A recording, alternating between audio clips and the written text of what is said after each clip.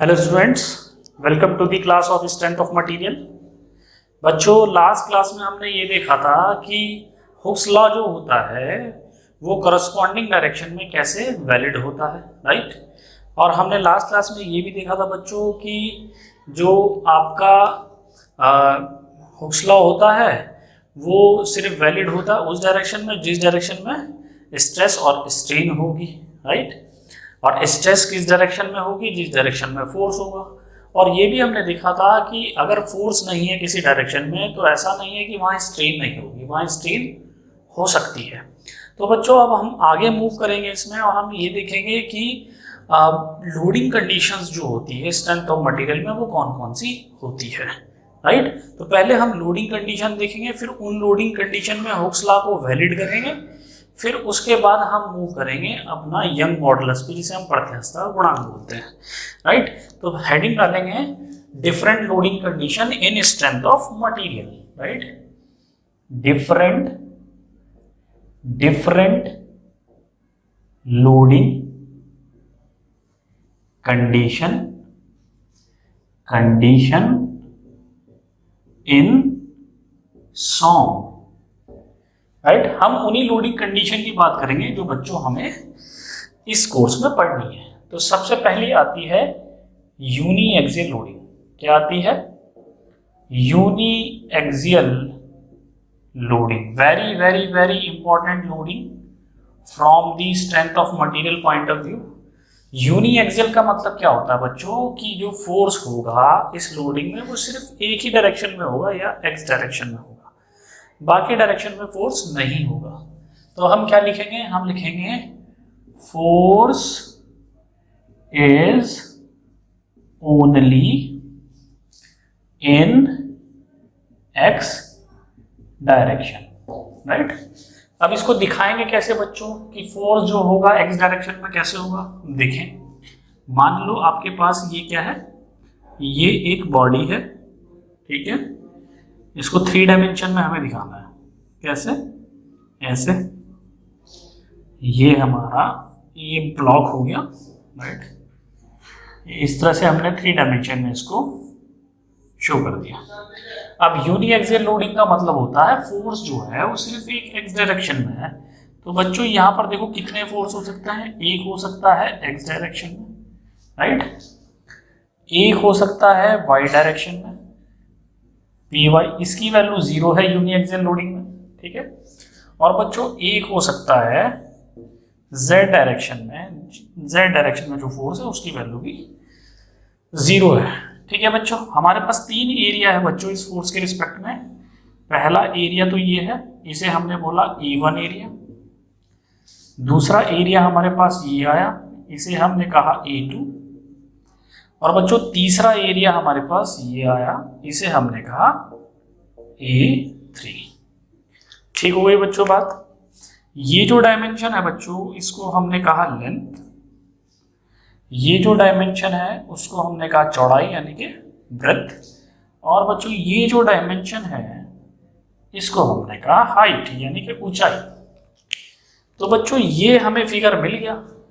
हमने कहा कि हमारा जो फोर्स है वो सिर्फ एक्स डायरेक्शन में है, वाई डायरेक्शन में भी फोर्स 0 है, जेड डायरेक्शन में भी फोर्स 0 है। तो बच्चों मैंने आपको एक बात बताई थी क्या कि जो स्ट्रेस है वो उसी डायरेक्शन में एग्जिस्ट करेगी जहां पर हमारा फोर्स होगा। तो फोर्स तो है हमारा। तो बच्चों बताओ क्या एक्स डायरेक्शन में स्ट्रेस एग्जिस्ट करेगी? बिल्कुल। सिग्मा एक्स क्या होगी? कौन सी फोर्स और कौन सी स्ट्रेस होगी? नॉर्मल फोर्स, कोई शेयर फोर्स तो है नहीं। तो ये नॉर्मल स्ट्रेस है इन एक्स डायरेक्शन, इसकी वैल्यू क्या होगी? Px/A1। A1 ही तो वो एरिया है जो इस फोर्स के परपेंडिकुलर है, राइट। क्रॉस सेक्शन एरिया लेते हैं नॉर्मल स्ट्रेस कैलकुलेट करने के लिए, मैंने बताया था आपको। अच्छा बच्चों, वाई डायरेक्शन में देखते हैं क्या स्ट्रेस होगी वाई डायरेक्शन में। वाई डायरेक्शन में स्ट्रेस का फॉर्मूला क्या होगा? Py/A2। E2 ही तो एरिया है जो इस Py के परपेंडिकुलर होगा, ठीक। लेकिन Py तो 0 है, तो Py जब 0 है तो इसकी वैल्यू हो जाएगी 0। ऐसे ही z डायरेक्शन में जो स्ट्रेस होगी वो क्या होगी? वो होगी Pz/A3। इस Pz के परपेंडिकुलर ही तो है ये प्लेन A3। अब पी जेड की वैल्यू भी बच्चों 0 है इसमें, तो पी जेड की वैल्यू 0 होने की वजह से सिग्मा जेड भी 0 होगा। यानी कि हमें ये पता लग गया कि स्ट्रेस जो है वो सिर्फ एक्स डायरेक्शन में होगी, जो पी एक्स अपॉन A1 होगी। बात करते हैं बच्चों स्ट्रेन की।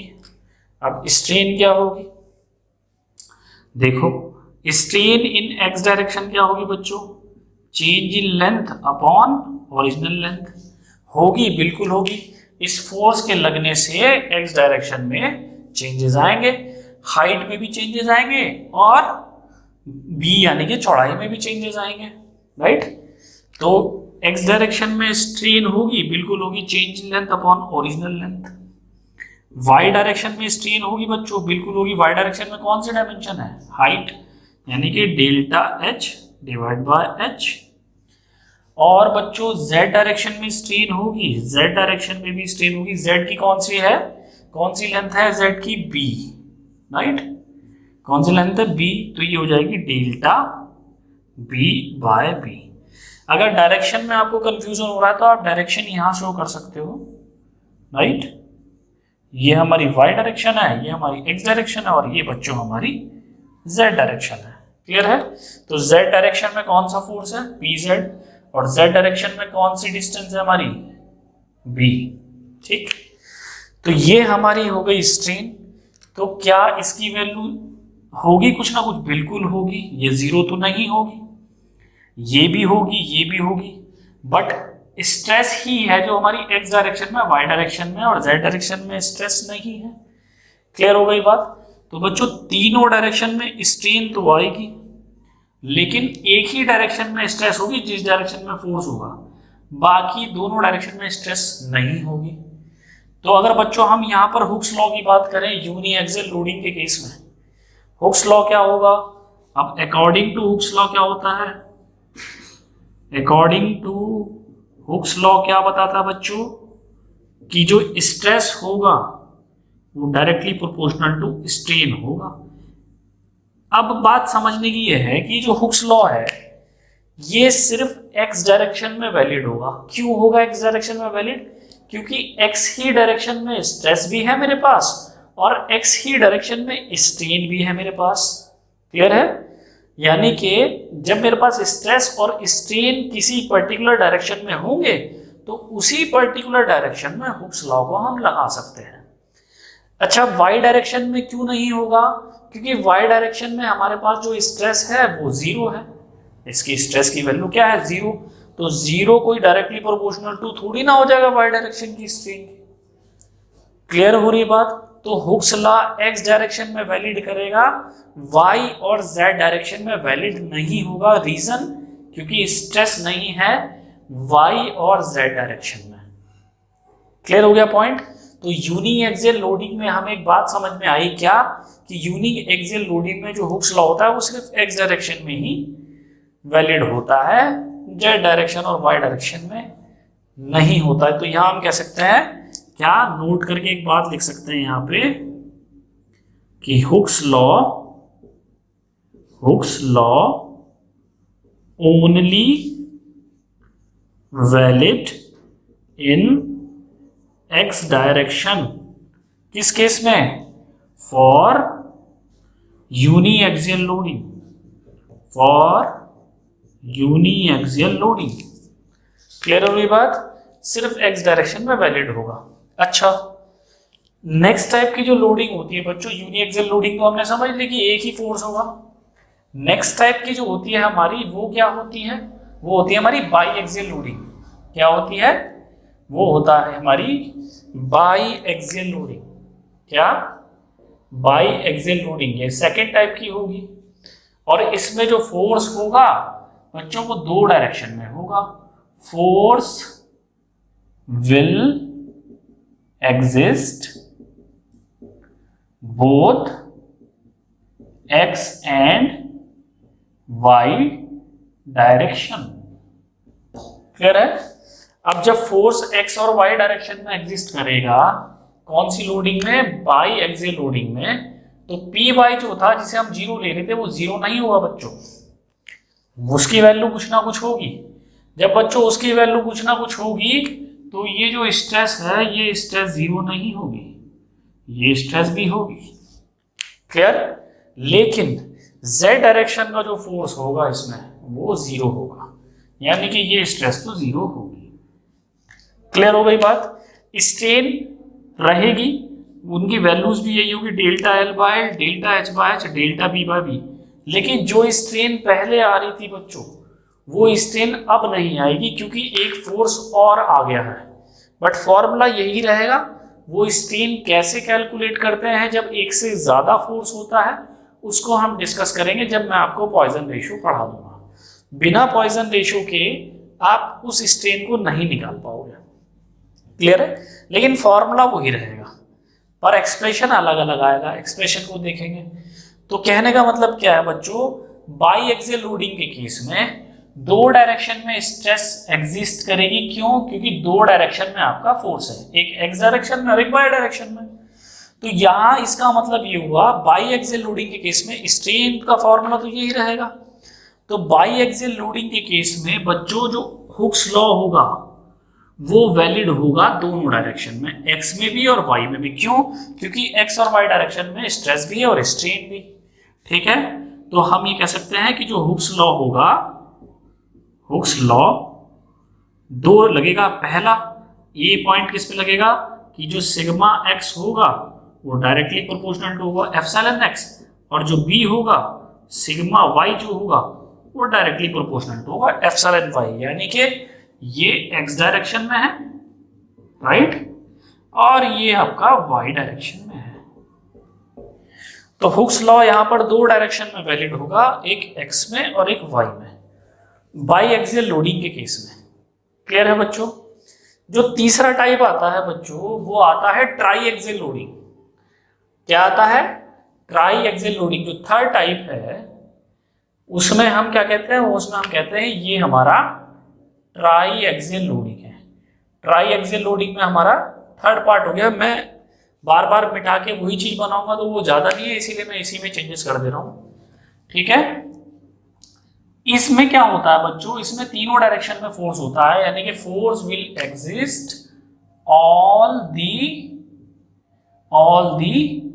Three dimension, all the three dimension. ठीक हो गई बात? अब बच्चों ट्राई एक्सियल लोडिंग के केस में पी एक्स भी होगा, पी वाई भी होगा और पी जेड भी होगा। तो जो पी जेड होगा उसकी वजह से क्या होगा, ये जीरो नहीं होगी स्ट्रेस, यानी कि तीनों स्ट्रेस हो जाएगी, एक्स में भी होगी, वाई डायरेक्शन में भी होगी, जेड डायरेक्शन में भी होगी, और स्ट्रेन तो तीनों डायरेक्शन में होगी। लेकिन अब ट्राई एक्सियल लोडिंग के केस में, ट्राई एक्सियल के लोडिंग के केस में भी ये एक्सप्रेशन तो सेम रहेगा कि change in length upon original, लेकिन वैल्यू अलग अलग आएगी। ठीक है? वो कैलकुलेट करने पे हमें पता लगता है। और यहाँ हुक्स लॉ जो होगा बच्चों वो तीनों डायरेक्शन में वैलिड होगा। क्यों? क्योंकि तीनों डायरेक्शन में हमारे पास फोर्स है और तीनों ही डायरेक्शन में हमारे पास स्ट्रेन है। यानी कि जो यहाँ पर तीसरा आ जाएगा हुक्स लॉ जो वैलिड होगा, ठीक है, यहाँ पर वैलिड भी लिख सकते हैं, हुक्स लॉ वैलिड। ठीक है? क्या हो जाएगा, sigma z directly proportional to epsilon z, यानी कि ये जेड डायरेक्शन वाला हो गया। बात समझ में आ गई?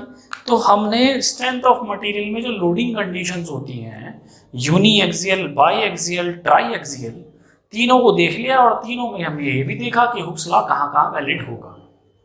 क्लियर है? आई होप आपको ये टॉपिक अच्छे से क्लियर हुआ हो लोडिंग कंडीशन का। अब बच्चों बात करते हैं यंग मॉडुलस की। अब हम धीरे धीरे स्ट्रेस और स्ट्रेन कर्व की तरफ बढ़ेंगे कि वो कैसे बना था, उसका क्या ओरिजिन था। तो बच्चों हम नेक्स्ट हेडिंग डालेंगे क्या, हमें देखना है, अब हमें देखना है यंग मॉडुलस, जिसे हम कहते हैं प्रत्यास्थता गुणांक। क्या कहते हैं? प्रत्यास्थता गुणांक। और इसको इंग्लिश में दूसरे नाम से भी जानते हैं, इसे कहते हैं modulus of elasticity, modulus of elasticity. अच्छा बच्चों, इस बात को समझने से पहले हमें एक चीज और समझनी है। हमें पता है कि एज वी नो, पहले मैं आपको थोड़ा सा बेसिक कॉन्सेप्ट बताता हूं, फिर यंग मॉडुलस की डेफिनेशन पे हम चलेंगे। तो हमें पता है कि एज वी नो, क्या under uniaxial loading, under uniaxial loading, right. क्या कहा? अंडर यूनिएक्सियल लोडिंग जो हुक्स लॉ होगा, हुक्स लॉ क्या होगा? हुक्स लॉ होगा stress directly proportional to strain. Clear है? यूनिएक्सियल लोडिंग है जब हमारे पास एक फोर्स होता है, और हुक्स लॉ कहां तक वैलिड होता है? Up to the proportional to limit. ठीक है, हुक्स लॉ कहां तक वैलिड होगा? Up to the valid, up to the proportional to limit, right, proportional limit. अब स्ट्रेस को हमने कहा सिग्मा और स्ट्रेन को कहा हमने एप्सिलॉन। अब बच्चों बात एक समझ में आती है क्या कि स्ट्रेस और स्ट्रेन का हमने डायग्राम देखा था प्रोपोर्शनल लिमिट तक, कैसा होता है? वो होता है कुछ ऐसा। यहां हम स्ट्रेस लेते हैं, राइट, और यहां हम स्ट्रेन लेते हैं। ठीक है बच्चों, अब वो कैसा होता है? वो कुछ ऐसा होता है। लीनियर ग्राफ कहते हैं इसको, लीनियर लाइन। ये क्या कहलाती है? Linear line.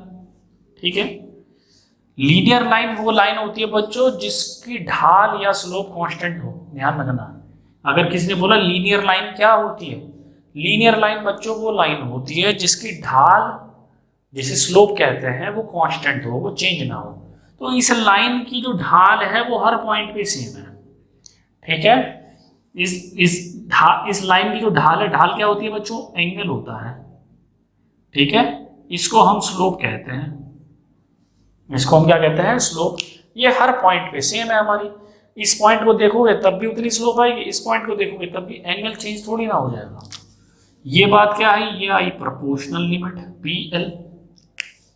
अब बच्चों बात समझने की ये है कि अब हमें ये प्रोपोर्शनैलिटी का जो साइन है इसको रिमूव करना है। तो मैथमेटिक्स क्या कहती है? मैथमेटिक्स कहती है कि जब भी प्रोपोर्शनैलिटी का साइन हम हटाएंगे तो एक कांस्टेंट को इंट्रोड्यूस किया जाता है। ठीक है, एक कांस्टेंट को इंट्रोड्यूस किया जाता है। मैंने कहा कि सिग्मा बराबर, अब ये बराबर का साइन आया तो एक कांस्टेंट इंट्रोड्यूस हुआ। ठीक है, कांस्टेंट इनटू एप्सिलॉन यानी कि स्ट्रेन। और इस कांस्टेंट को मैंने क्या लिखा? इस कांस्टेंट को मैंने लिखा स्ट्रेस डिवाइड बाय स्ट्रेन। ये आया कांस्टेंट। अब मैथ में थोड़ा सा एंटर करते हैं। क्या? देखो, दो डायग्राम बनाऊंगा मैं। एक तो मैंने इधर बनाया, ये वाला जो मैंने नीचे बनाया था, राइट, ये स्ट्रेस है मेरी, ये मेरी स्ट्रेन है।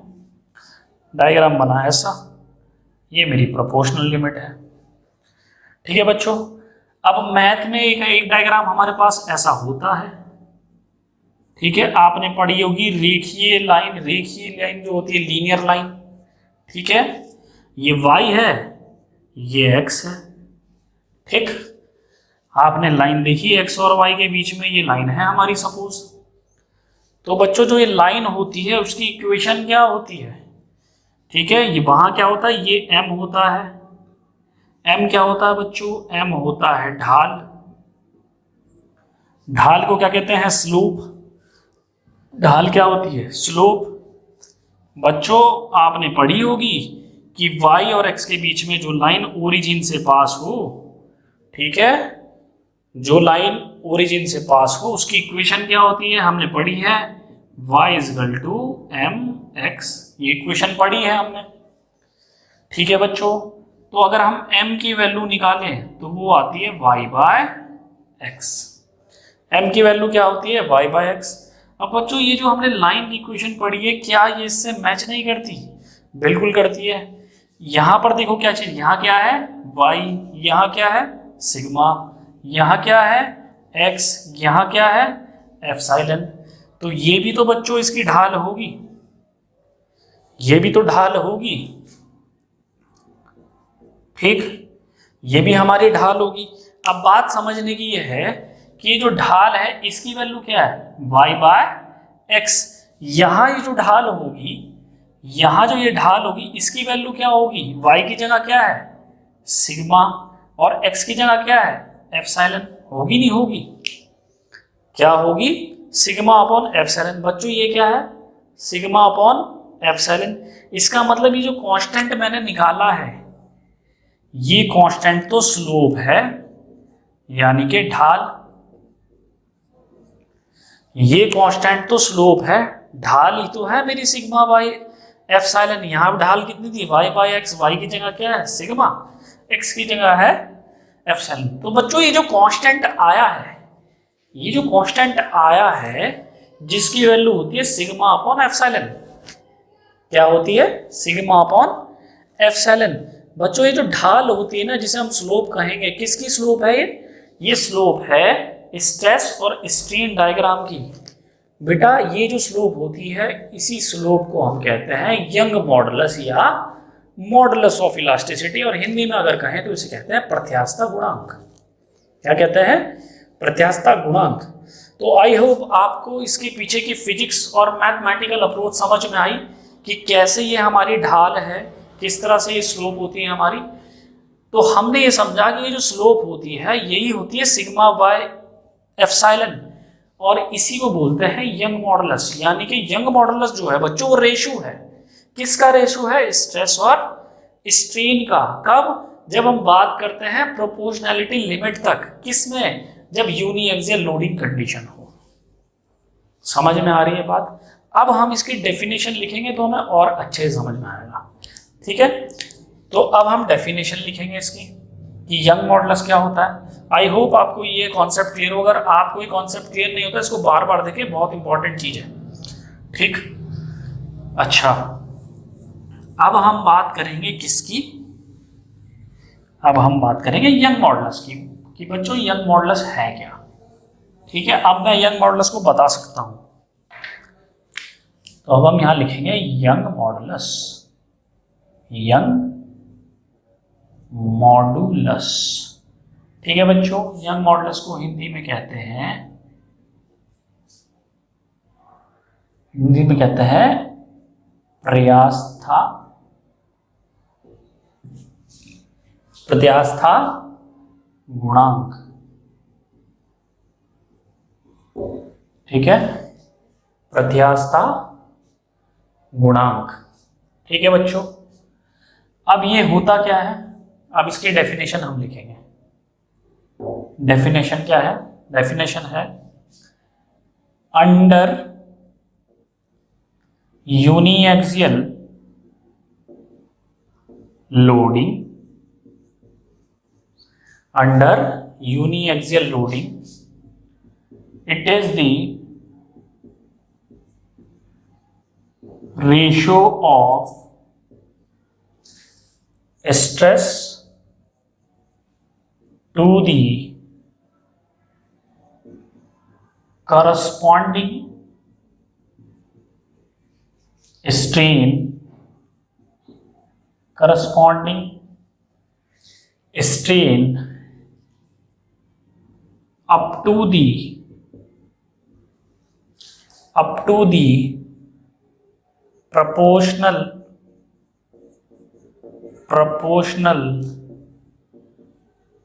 limit of a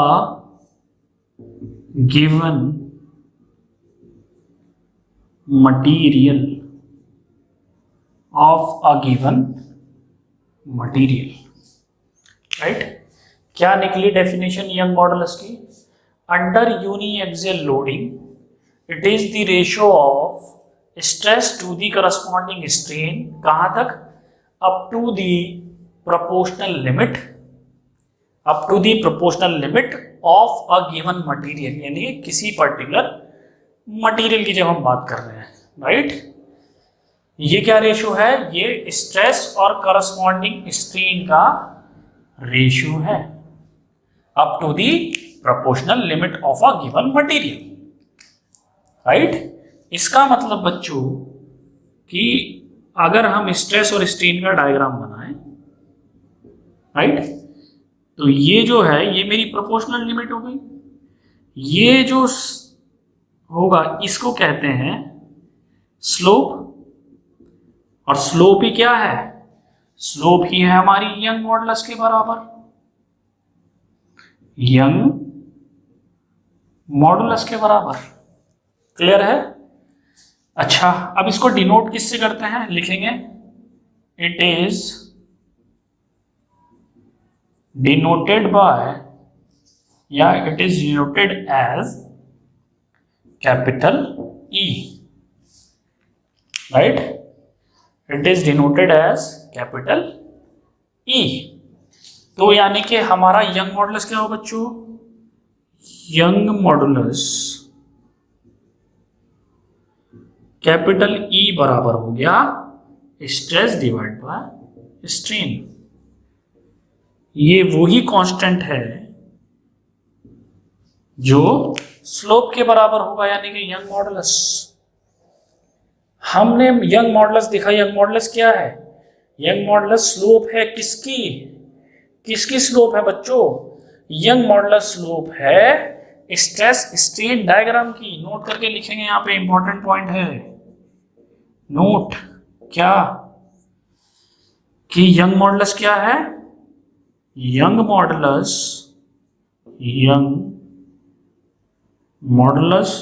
is the slope of stress strain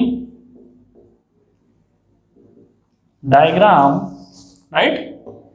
stress strain diagram। Clear हो गई बात? अब बच्चों ये बात तो हो गई कि ये स्लोप है, ठीक। यूनिट क्या होगी इसकी, अगर हम बात करें यूनिट क्या होगी बच्चों इसकी यूनिट, तो यहां देखें कि यंग मॉडुलस जो ई के बराबर क्या है, सिग्मा बाय एप्सिलॉन। बच्चों स्ट्रेन की कोई यूनिट होती है, नहीं, इसकी तो कोई यूनिट नहीं है, नो यूनिट। तो जो स्ट्रेस की यूनिट होगी, इसकी तो यूनिट होगी ना, इसकी यूनिट क्या है बच्चों, इसकी यूनिट है पास्कल या मेगा पास्कल या गीगा पास्कल या न्यूटन पर मीटर स्क्वायर या न्यूटन mm स्क्वायर, मैं आपको यूनिट बता चुका हूं। तो जो यूनिट स्ट्रेस की होगी बच्चों, वो यूनिट यंग मॉडुलस की भी होगी, क्योंकि स्ट्रेन की कोई यूनिट नहीं होती। तो स्ट्रेन यंग मॉडुलस की भी यूनिट क्या होगी, पास्कल। क्लियर है? तो जो स्ट्रेस की यूनिट होगी वही आपकी यंग मॉडुलस की यूनिट होगी, पर यंग मॉडुलस को जनरली हम गीगा पास्कल में मेजर करते हैं। पास्कल लिख सकते हैं, डोंट वरी, यूनिट वही होगी जो स्ट्रेस की होगी, लेकिन हम जनरली इसको गीगा पास्कल में मेजर करते हैं, क्योंकि पास्कल में ये वैल्यू बहुत बड़ी होती है। तो बड़ी वैल्यू को छोटा बनाने के लिए हम बड़ी यूनिट्स को यूज करते हैं। क्लियर हो गई बात? अगर हम mm 1000 mm को देखते रहे तो बहुत लंबी लगेगी, लेकिन अगर उसी को हम 1 मीटर लिख देंगे तो हमें 1 लिखना पड़ेगा। वही चीज बात है कि ये जो वैल्यू होती है वो ज्यादा होती है, इसलिए इसको गीगा पास्कल में हम शो करते हैं। यूनिट वही होगी जो स्ट्रेस की होगी। क्लियर है? हम ये नहीं कह सकते कि इसकी यूनिट गीगा पास्कल होती है, हम ये कहेंगे कि यंग मॉडुलस की यूनिट वही होती है जो स्ट्रेस की यूनिट होती है। ये वैल्यू बड़ी होती है, इसलिए इसको गीगा पास्कल में मेजर करते हैं। स्ट्रेस को भी गीगा पास्कल में मेजर कर सकते हैं, ऐसा नहीं है, ठीक है। तो यहां पर ये जो नोट पॉइंट था, ये तो फर्स्ट नोट पॉइंट था बच्चों। सेकंड पॉइंट क्या आएगा, इसको मैं रब करूंगा। सेकंड पॉइंट आएगा बच्चों कि जो यूनिट होती है यंग मॉडुलस की, वो ही यूनिट होती है स्ट्रेस की भी, यानी कि सेकंड पॉइंट में हम लिखेंगे यहां per unit of young modulus,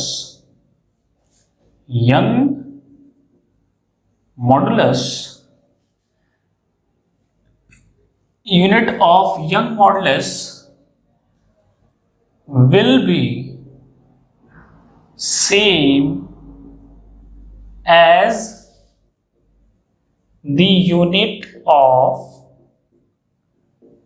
stress,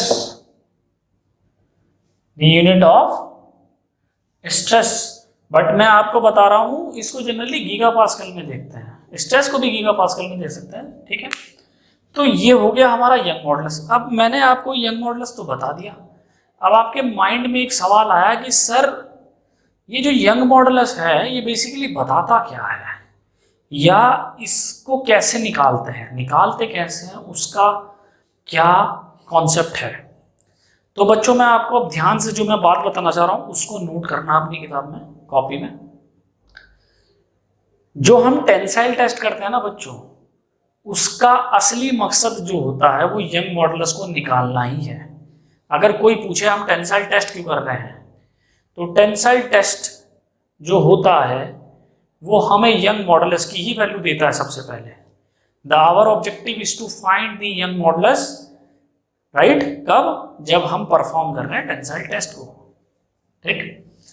अच्छा ये बताता क्या है, ये क्या बताता है, इससे हमें कैसे पता लगेगा कि क्या चीज बताता है। देखो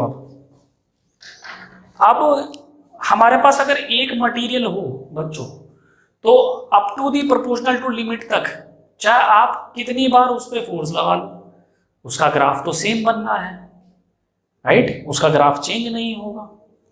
फोर्स और डिफॉर्मेशन का ग्राफ पर्टिकुलर मटेरियल के लिए हमेशा वो ही रहेगा, राइट, क्योंकि फोर्स और जो मटेरियल का जो डायमेंशंस होती हैं उनकी जो प्रोपोर्शनैलिटी होती है वो कांस्टेंट रहती है। अब जब हम एक मटेरियल की बात कर रहे हैं उसके लिए तो वो वही ग्राफ रहेगा, तो वो तो चेंज होना नहीं। लेकिन क्या अगर मैं दूसरे मटेरियल की बात करूं, क्या उसका भी स्लोप वही रहेगा, या उसकी भी ढाल वही रहेगी, या दोनों की ढाल अलग अलग रहेगी? तो अगर अलग है तो क्यों है, ठीक है, अगर सेम है तो क्यों? तो ये क्वेश्चन हमारे जब मन में आता है तब हमें यंग मॉडुलस का पता चलता है। एक्चुअली यंग मॉडुलस एक मटेरियल की प्रॉपर्टी क्यों है उसको हम समझेंगे। उसको समझने के लिए हमें क्या करना पड़ेगा, हमें ये चेक करना होगा क्या डिफरेंट डिफरेंट मटेरियल में सेम यंग मॉडुलस होता है, अगर होता है तो क्यों, और अगर नहीं होता है तो क्यों नहीं होता। क्लियर हो रही है बात? तो हम यहाँ पर क्रॉस क्वेश्चन डालेंगे। क्रॉस क्वेश्चन होगा पहला, क्या चेक करना है हमें, check whether the Young modulus of different material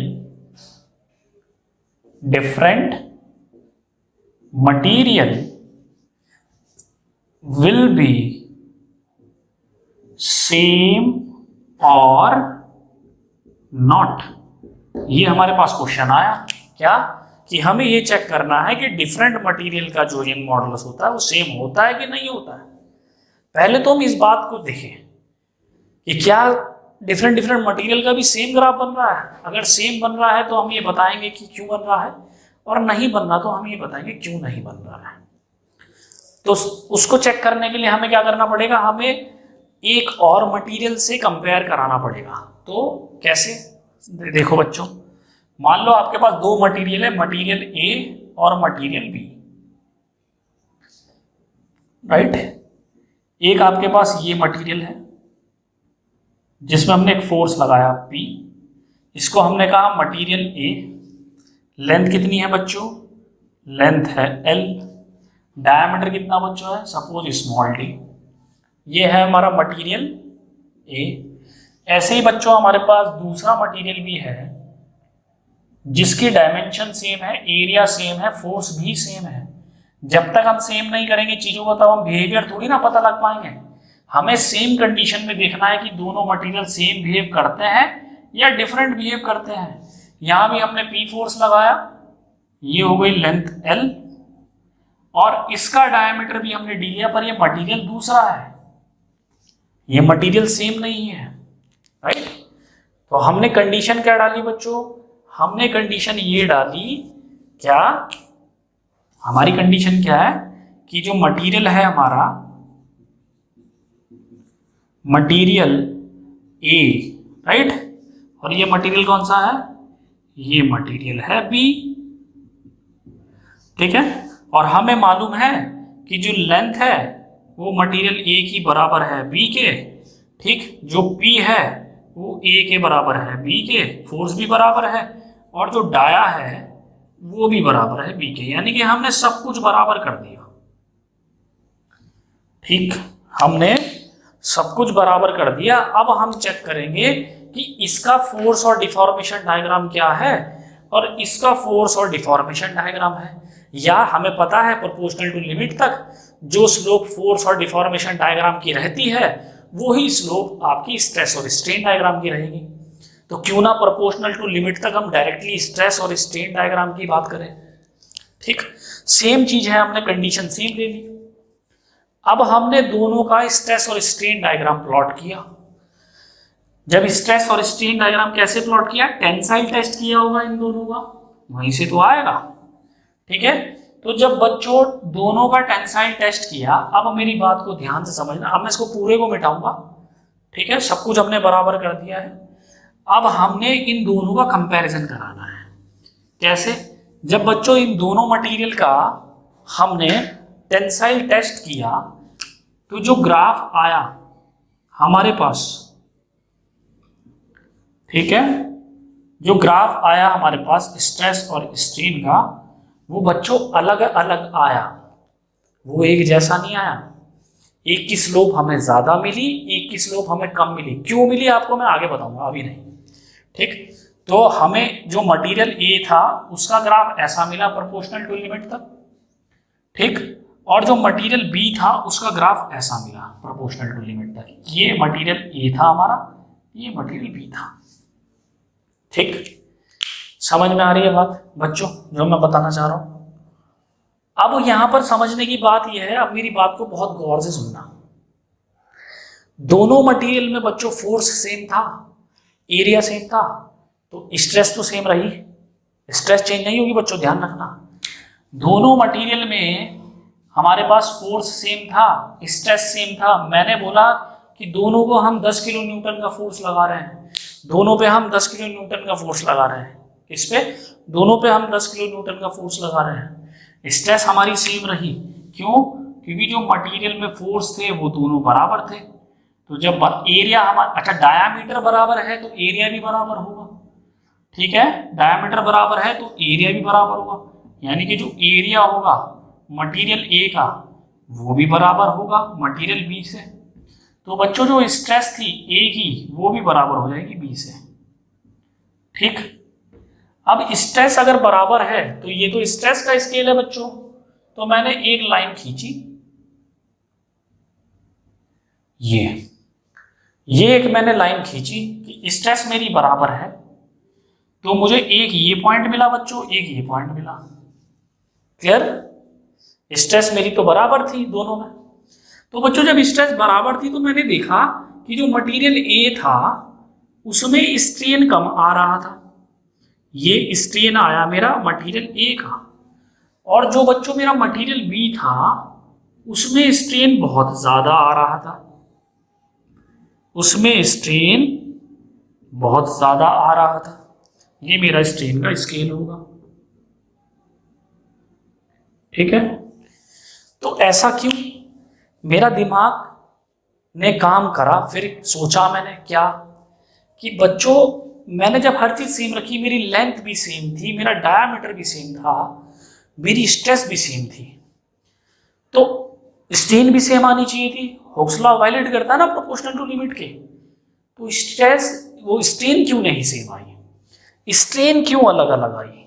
ऐसा क्या है मटेरियल में, ऐसा क्या हो रहा है इंटरनली जिसकी वजह से जो स्ट्रेन है ये डिफरेंट डिफरेंट मिल रही है मुझे सेम स्ट्रेस पे, जिसकी वजह से जो स्ट्रेन है वो मुझे डिफरेंट डिफरेंट मिल रही है सेम स्ट्रेस पे।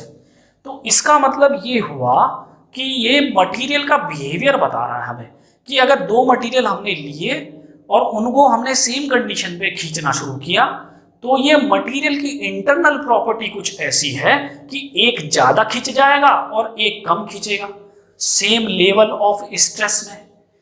ये मटेरियल की प्रॉपर्टी है। ये क्या है? मटेरियल की प्रॉपर्टी है, क्योंकि ये डिफरेंट डिफरेंट मुझे स्ट्रेन दे रहा है सेम स्ट्रेस पे। जबकि लॉजिक ये है कि अगर मटेरियल की प्रॉपर्टी इन्वॉल्व नहीं होती तो कंडीशन तो सारी सेम थी, तो डिफॉर्मेशन भी उतना ही होना चाहिए था ना जितना पहले वाले में हुआ। क्यों नहीं हुआ? मटेरियल की प्रॉपर्टी थी, उसके एटम कुछ और स्पेस्ड में रहे होंगे, मटेरियल बी के जो एटम है वो कुछ और स्पेस में रहे होंगे, अरेंजमेंट कुछ और होगा। तो बच्चों यहां से एक समझ में आती है बात, अब हमें मटेरियल साइंस में भी एंटर होना पड़ेगा। स्ट्रेंथ ऑफ मटेरियल तो हम पढ़ने चले थे, लोड और डिफॉर्मेशन को चेक कर रहे थे, लेकिन यहां इन्वॉल्व हो गई मटेरियल साइंस। अब हमें मटेरियल के अंदर बात करनी पड़ेगी, मटेरियल की प्रॉपर्टीज क्या होती हैं, कि कितने फोर्स पे कौन सा मटेरियल कितना खींचेगा, इसकी हमें नॉलेज लेनी पड़ेगी। तो फिर हमें एंटर होना पड़ेगा मटेरियल साइंस में, तो हमें मटेरियल की नॉलेज लेनी पड़ेगी। हमें यह भी देखना पड़ेगा मटेरियल कितना डिफॉर्म होता है सेम फोर्स पे, या कोई मटेरियल ऐसा है वो डिफॉर्म ही नहीं होता। तो अब यहाँ मटेरियल की स्टडी होगी। तो यहाँ कहने का मतलब ये है कि यहाँ मटेरियल का रोल आ जाएगा। अब रोल जो है वो मटेरियल का आ जाएगा। तो यहाँ मैंने देखा बच्चों क्या, कि स्ट्रेस सेम होने पे भी, स्ट्रेन सेम नहीं आ रही थी। स्ट्रेन जो थी ए की वो बहुत कम आ रही थी बी की स्ट्रेन से। ऐसा कैसे पॉसिबल, ऐसा कैसे पॉसिबल बच्चों? ऐसा तभी पॉसिबल हो सकता है जब इन दोनों लाइन की स्लोप अलग अलग हो, यानी कि यंग मॉडुलस अलग अलग हो। यानी कि यंग मॉडुलस हमें बताता क्या है बच्चों? यंग मॉडुलस हमें यह एबिलिटी को बताता है कि कोई मटेरियल कितना खींचेगा, कितना डिफॉर्म होगा एक पर्टिकुलर फोर्स लगाने से, राइट? कितना डिफॉर्म होगा, ये उस प्रॉपर्टी को बताता है। स्टिफनेस भी उसी प्रॉपर्टी को बताता है। इसलिए यंग मॉडुलस 50 आपस में कोरिलेट होते हैं। अगर एरिया और लेंथ को समान कर दिया जाए किसी मटेरियल की, तो जो स्टिफनेस होता है और जो यंग मॉडुलस होता है वो सेम हो जाते हैं। अब आपने सोचा स्टिफनेस की बात कर दी सर ने, स्टिफनेस क्या होता है? तो बच्चों स्टिफनेस हम आगे पढ़ेंगे, आप पहले यंग मॉडुलस पे फोकस करें, यंग मॉडुलस क्या होता है। तो बच्चों ये मटेरियल की प्रॉपर्टी होती है। यहां से एक पॉइंट समझ में आ गया कि यंग मॉडुलस जो है वो कभी भी डायमेंशन पे डिपेंड नहीं करेगा, फोर्स पे डिपेंड नहीं करेगा, एरिया पे डिपेंड नहीं करेगा, वो मटेरियल की प्रॉपर्टी है। ठीक है, तो ये जो बी है ये आपका ई बी होगा, Young modulus of material B. Slope होती है ना यंग मॉडुलस, तो ये कितना हो जाएगा? ये ई ए हो जाएगा। तो यहां से मुझे देखा कि जो स्लोप है मटेरियल ए का वो ज्यादा है मटेरियल के बी से। यह हमें बात समझ में आई। क्लियर? कब? जब स्ट्रेस क्या है? बराबर। जब स्ट्रेस क्या है? बराबर। इसका मतलब बच्चों बात ये हुई, अगर हमारी सेम स्ट्रेस है तो जो स्ट्रेन होती है और जो यंग मॉडुलस होता है वो एक दूसरे के व्युत्क्रमानुपाती होते हैं, यानी कि उल्टे होते हैं। अगर स्ट्रेन को बढ़ाओगे या अगर स्ट्रेन को बढ़ाओगे तो यंग मॉडुलस कम हो जाएगा, या यंग मॉडुलस अगर ज्यादा होगा तो स्ट्रेन कम हो जाएगी। क्लियर है? तो यानी कि फॉर, हम ये कह सकते हैं यहां पर एक नोट पॉइंट आएगा। क्या क्या नोट पॉइंट आएगा यहाँ पे? अच्छा, एक केस और है इसमें, ये भी डिस्कस करते हैं। यही फिर मैं दोनों के पॉइंट लिखवा दूंगा आपको। ये तो बात आई तब जब हम सेम स्ट्रेस की बात कर रहे हैं। बच्चों आप अब इस पॉइंट को देखो, ये मैं रब कर रहा हूं, ये वाला पॉइंट। ठीक है, ये वाला पॉइंट मैंने रब कर दिया। ठीक, दोनों पॉइंट को मैं वहीं समझा दूंगा। अब बच्चों ध्यान से समझो, अगर मैं कहूं कि मैंने दोनों मटेरियल पे एक फोर्स लगाया जिसकी क्वांटिटी सेम है, और मैं ये चाहता हूं बच्चों कि दोनों मटेरियल में सेम लेवल का डिफॉर्मेशन हो, यानी कि मैं समान खिंचाव चाहता हूं, सेम लेवल। अगर वो 5 mm डिफॉर्म हुआ है तो दूसरा मटेरियल भी मैं 5 mm डिफॉर्म चाहता हूं कि वो भी 5 mm डिफॉर्म हो। तो जब मैं ऐसा देखता हूं तो मुझे एक चीज पता चलती है कि अगर सेम लेवल ऑफ स्ट्रेन है, डिफॉर्मेशन बराबर होगा, तो लेंथ तो बराबर है ही, तो स्ट्रेन भी बराबर आ जाएगी। तो बच्चों अगर मैं कहूं कि सेम स्ट्रेन है मेरी, यानी कि एक पॉइंट तो मुझे ये मिला और एक पॉइंट मुझे ये मिला। क्लियर है? बात समझ में आ रही है? ये जो स्लोप है हमारी, ये क्या है? ये हमारी, ये वाली जो स्लोप है वो है ई ए। तो अगर मैं कहूं कि मेरी स्ट्रेन बराबर है, ये पॉइंट कौन सा होगा बच्चों? यहां मटेरियल ए की जो स्ट्रेन होगी वो मटेरियल बी की स्ट्रेन के बराबर हो जाएगी। ठीक, तो इसके करस्पॉन्डिंग मुझे क्या मिली? एक तो मुझे ये स्ट्रेस मिली और इसके करस्पॉन्डिंग मुझे क्या मिली? एक मुझे ये स्ट्रेस मिली। ये कौन से कर्व को काट रही है? ए को, यानी कि ये होगी सिग्मा ए। ये कौन से कर्व को काट रही है? बी को, यानी कि ये होगी सिग्मा बी। ठीक, ये बात आ गई समझ में। तो बच्चों मुझे एक बात और समझ में आ गई, क्या कि यहां पे कि अगर मेरी स्ट्रेन बराबर है, अगर मेरी स्ट्रेन बराबर है तो जिसका यंग मॉडुलस ज्यादा है, यंग मॉडुलस क्या है? ए का ज्यादा है बी से, दिख रहा है कर्व में, ये वाला एंगल ज्यादा है इस एंगल से। ठीक, तो जिसका यंग मॉडुलस ज्यादा है, यही तो ज्यादा वाला है, उसकी स्ट्रेस भी ज्यादा है। ठीक, उसकी स्ट्रेस भी ज्यादा है। तो बच्चों यहां से दो बात समझ में आई, क्या कि अगर समान स्ट्रेन है, अगर एक जैसा डिफॉर्मेशन है, तो जिस किसी मटेरियल का यंग मॉडुलस ज्यादा होगा उसकी स्ट्रेस भी ज्यादा होगी, उसकी स्ट्रेस भी ज्यादा होगी, और जिस किसी का यंग मॉडुलस कम होगा उसकी स्ट्रेस कम होगी। क्लियर है? ये पॉइंट समझ में आ रहा है? तो हमें ये बात समझ में आ गई यंग मॉडुलस इस वाले ग्राफ से कि यंग मॉडुलस और स्ट्रेस, यहां ये देखो, ये इससे ज्यादा है तो ये भी इससे ज्यादा है, यानी कि ये समानुपात है, समानुपाती है। ठीक है, यंग मॉडुलस और स्ट्रेस क्या होता है? समानुपाती। और यंग मॉडुलस और स्ट्रेन जो होता है वो होता है व्युत्क्रमानुपाती, यानी कि ये होता है इनवर्सली प्रोपोर्शनल टू और ये होता है आपके डायरेक्टली प्रोपोर्शनल टू। क्लियर है? मेरा पॉइंट क्लियर हुआ? तो अब इसकी समरी हम क्या लिख सकते हैं? अब हम इसकी समरी लिख सकते हैं। देखो बच्चों, हमने क्या चेक किया? हमने ये चेक किया कि दो मटेरियल थे हमारे पास, हमने समान लोड लगाया दोनों पे, तो हमें क्या मिला? पहला मिला केस वन, पहला मिला केस वन। क्या कि जब हमारी स्ट्रेस दोनों की बराबर थी, मटेरियल की स्ट्रेस दोनों की बराबर थी, तो जो स्ट्रेन थी वो उसमें कम आ रही थी जिसका यंग मॉडुलस ज्यादा था। क्या? जिसका यंग मॉडुलस ज्यादा था। ये केस वन था, ये मिला हमें। दूसरा क्या मिला? Case to. केस टू क्या था कि अगर दोनों में स्ट्रेन बराबर है, दोनों में स्ट्रेन बराबर है, तो जिसमें हमारी तो यंग मॉडुलस जिसका ज्यादा था, राइट, उसमें स्ट्रेस क्या थी? ज्यादा थी। उसमें स्ट्रेस क्या थी? ज्यादा थी। ये दो केस हमें मिल गए।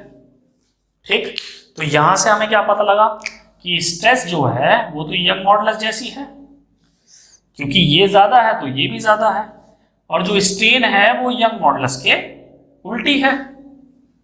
जो स्ट्रेन है वो यंग मॉडुलस के उल्टी है। तो यहां से हमने क्या करा? नोट करके यहां से एक पॉइंट मिला, क्या कि अगर किसी भी मटेरियल का यंग मॉडुलस ज्यादा होगा तो उसमें आने वाली स्ट्रेस भी ज्यादा होगी, और स्ट्रेन जो होगी बच्चों वो होगी कम। राइट, स्ट्रेन जो होगी वो होगी कम।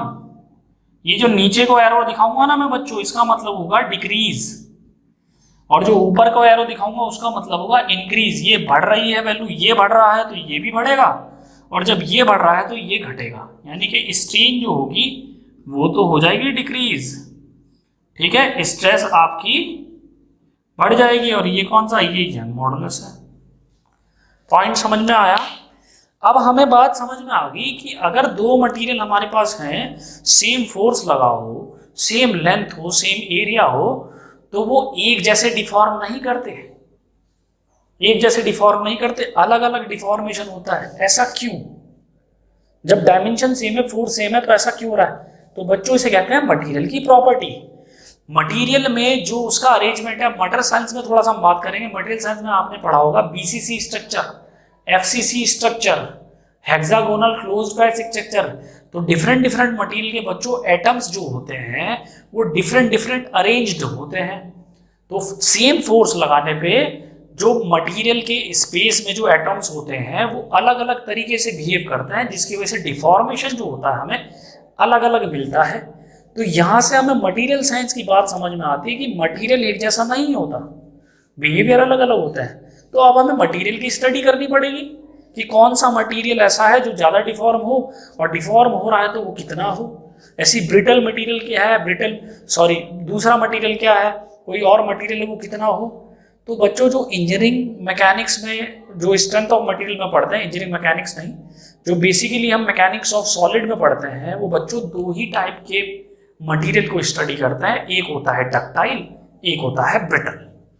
एक होता है डक्टाइल, एक होता है ब्रिटल, राइट। तो हमें अब डक्टाइल मटेरियल को पहले समझना होगा। डक्टाइल मटेरियल क्या होता है, उसमें डिफॉर्मेशन कितना होता है, परसेंटेज इलॉन्गेशन कितना होता है, या ब्रिटल मटेरियल में कितना होता है।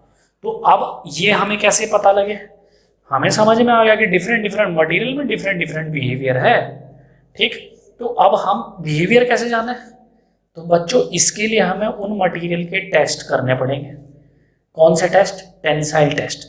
तो हर एक मटेरियल का हमें टेंसाइल टेस्ट करना पड़ेगा, तभी तो हम उसका बिहेवियर जान पाएंगे। तो ऐसे बच्चों जब टेंसाइल टेस्ट करना पड़ेगा, और टेंसाइल टेस्ट में हम ग्राफ किसका बनाते हैं, स्ट्रेस और स्ट्रेन का। तो बच्चों यहां से कहानी शुरू होती है, stress strain diagram of ductile and brittle material. क्यों हमें पढ़ना है वो, जब तक हमें उसका बिहेवियर नहीं मालूम होगा तब तक हम डिजाइन नहीं कर पाएंगे। क्योंकि डिजाइन जो है, यहां से हमें पता लग गया डिजाइन डिपेंड कर रहा है प्रॉपर्टीज पे, मटेरियल की प्रॉपर्टीज पे डिपेंड कर रहा है डिजाइन। तो पहले हमें मटेरियल के बिहेवियर को समझना पड़ेगा, तब हम स्ट्रेंथ निकालेंगे, कौन कौन सी स्ट्रेंथ होती है मटेरियल की, फिर उस पर जाके हम डिजाइन कर पाते हैं, और उसी पे जाके हम सॉम की इक्वेशन बना पाएंगे। क्लियर है, ये पॉइंट क्लियर है आपको जो मैं बता रहा हूं। तो बच्चों यहां पर एक पॉइंट क्या आएगा, ये तो हमने केस समझ ली, ये बड़ा इंपॉर्टेंट है, इसको आपको दिमाग में रखना है। यंग मॉडुलस ज्यादा होगा तो स्ट्रेस ज्यादा होगी, यंग मॉडुलस ज्यादा होगा तो स्ट्रेन कम होगा, डिफॉर्मेशन कम आएगा उसमें। क्लियर है। अब नेक्स्ट यहां पर एक नोट पॉइंट लिखना है, क्या कि यंग मॉडुलस जो है, यहां हमने पीछे दो मटेरियल में क्या किया, सेम डायमेंशन रखी, सेम एरिया रखा, सेम फोर्स रखा, तो क्या सेम यंग मॉडुलस आया, नहीं। तो यंग मॉडुलस इसलिए सेम नहीं आया क्योंकि वो एक मटेरियल की प्रॉपर्टी है। यंग मॉडुलस डिपेंड नहीं करता, ना फोर्स पे डिपेंड करेगा ना डायमेंशंस पे डिपेंड करेगा। क्लियर हो रहा है पॉइंट, ठीक। तो यहां पर हम नोट पॉइंट लिखेंगे, क्या यहां पर एक नोट पॉइंट आएगा कि यंग मॉडुलस क्या है, young modulus is the property of material. यहां पर सबसे बड़ा नोट पॉइंट, ये तो चेक कर दिया हमने। अब चेक क्या किया हम यहाँ पर, ये जो हमारा क्वेश्चन था क्रॉस क्वेश्चन चेक वाला, तो हमने क्या देखा, हमने ये देखा कि डिफरेंट डिफरेंट मटेरियल का डिफरेंट डिफरेंट यंग मॉडुलस होता है, सेम नहीं होता, ठीक है ना। तो यहां पर हमारा नोट पॉइंट क्या आएगा, एक और नोट पॉइंट आ जाएगा कि young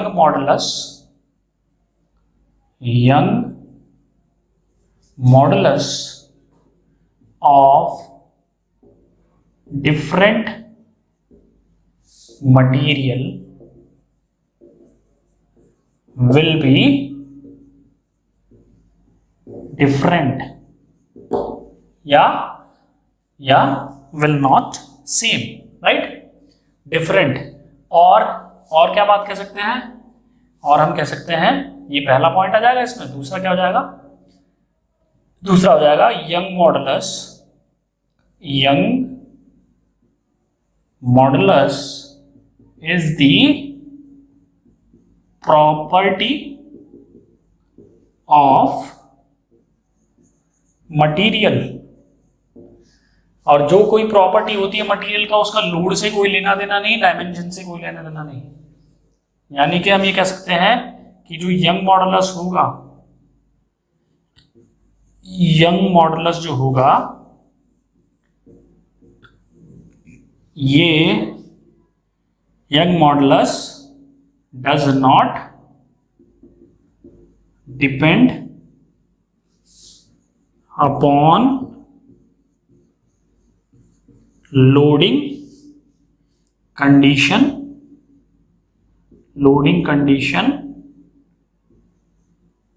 as well as dimension। Clear है, डायमेंशन पे डिपेंड नहीं करेगा, लोडिंग कंडीशन पे डिपेंड नहीं करेगा, मटेरियल की प्रॉपर्टी है बच्चों, मटेरियल की प्रॉपर्टी है। अगर यंग मॉडुलस अगर सब मटेरियल का सेम हो जाएगा तो डिफॉर्मेशन भी सेम हो जाएगा। कब, जब उन दोनों मटेरियल पे सेम फोर्स होगा विद सेम डायमेंशन। समझ में आई बात? तो अब हमें मटेरियल की स्टडी करनी है। मटेरियल की स्टडी करने के लिए बच्चों हमें स्ट्रेस और स्ट्रेन डायग्राम को पढ़ना है।